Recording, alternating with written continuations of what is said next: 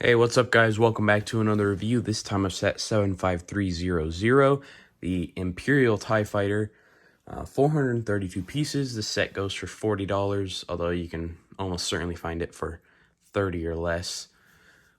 This set came out in 2020. You can see with that 2020 box art with the Vader and just the white greebling. Comes with 3 figures in the bottom there, and it's got some nice side box art with the TIE Fighter. And then in the back, that Skywalker Saga thing, obviously, before the game was delayed, the feature of the set, and then the set in a hanger, most likely a Star Destroyer hanger. But, let's get this set open.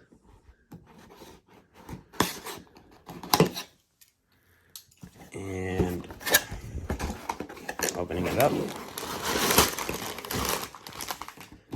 Looks like there's 3 bags.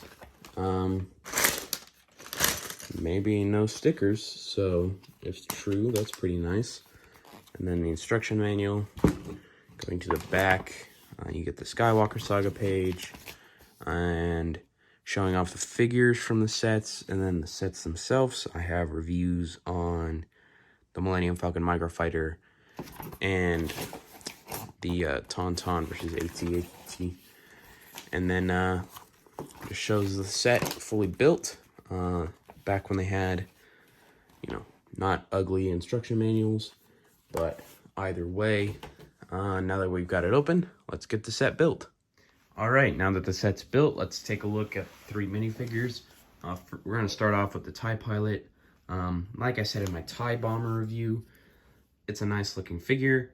It's got some simple leg printing, and it's got the life support system, the belt with possibly the Imperial logo on it, too small to tell, a nice helmet with the Imperial logos, and then a stern looking face, no back expression, and some nice armored back printing as well. Back printing. And then the exclusive minifigure is like Alan or IN, or it's an Imperial droid, and it looks very nice with that like bug looking appearance for the head. That looks very good. And then just all the printing, all the wiring looks very nice. Some leg printing as well. And then the back print also looks very nice with that wiring behind some mesh, it looks like. And then you get a Stormtrooper. It's not a horrible looking Stormtrooper by any means. That is if you like the new helmet mold, or at this point it's a couple years old, but the newer helmet mold. And I personally have grown to be a fan of it, so I don't mind it, but you might. It does kind of take some getting used to, but underneath it's just normal plain facial expression, and then just that Stormtrooper armor. Always nice printing on the Stormtroopers. And on the back you got that armor printing as well. And now onto the actual set, the TIE Fighter.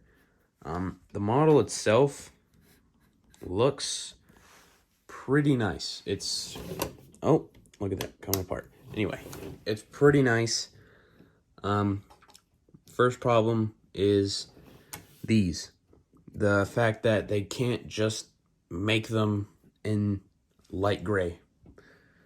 Lego is a multi-billion-dollar company. I think they can, take the hit to profits to make a piece in light gray. And it would benefit this set greatly, especially since the set's been out 3 years now. No sign of it retiring anytime soon. I'm assuming since it's a TIE Fighter, unless they want to come out with a new one in a couple of years that's bigger again, they'll want to keep this one around as a set that people can always just get. And that's a pretty smart idea. TIE Fighters is something that's a staple of Star Wars, and if you're going to do a remake every year, why not just keep one model out? But because of that, why not, take the time, take the money to just make a piece in light gray. It's just weird, like, cheapness from Lego, which you seem to see a lot more now. Not to say the old days were perfect or anything, but nowadays, you know, people like to point it out with a lot of things. Lego just doesn't seem to like to spend money for small things like this. But the wings look very nice. You've got that, you know, little detailing, whatever that's supposed to represent, and then just real nice techniques to make the wings look nice. And then same thing over the other side. And then the actual connection is very strong. It's not gonna break on you unless you really try and pull it. So perfect for a kid who wants to swoosh it around, you know, it can handle it. And then you've got a printed tile piece for that cockpit. I believe it's actually backwards. I think it's supposed to go that way. Maybe. At the back, you've got the two twin ion engines that gave it its name. And then you've got just some spring-loaded shooters. As always, you just hit them and they pop right out. And I think everyone knows how spring-loaded shooters work, unless you're new to Lego. And then pull the cockpit down, you just pull that down, push that up, and then getting the pilot in there is pretty simple. Strangely enough, there's no like control panel, or well, there's none. It's just some red studs, which is kind of weird because, you know, we've seen the insides of TIE fighters and there is control panels in there, so it just seems a little strange. But anyway, you just push them right in there. Very simple to get in. Close up the cockpit, and you can see through the glass. There he is. And all in all, for like, this set goes for I think $40. You can get it for like 30. If you don't have a TIE fighter, and you know, it's good to get. If you do, I don't think it's the best looking model. There's the bigger models from, I believe, 2017 was Solo. That looked much better because it was bigger, obviously. Now, that came at the cost of $70, but personally, I would much rather pay $70 and get a better TIE fighter than $30 in this one. Just because if you get cheapness like that, and, you know, $30 is the cost of a better looking model, and so be it. But still, like a 7.5 out of 10. It's not a bad Lego set. Comes with some good figures, you know, if you want a Stormtrooper. The droid's pretty cool as well. It's actually a pretty interesting figure.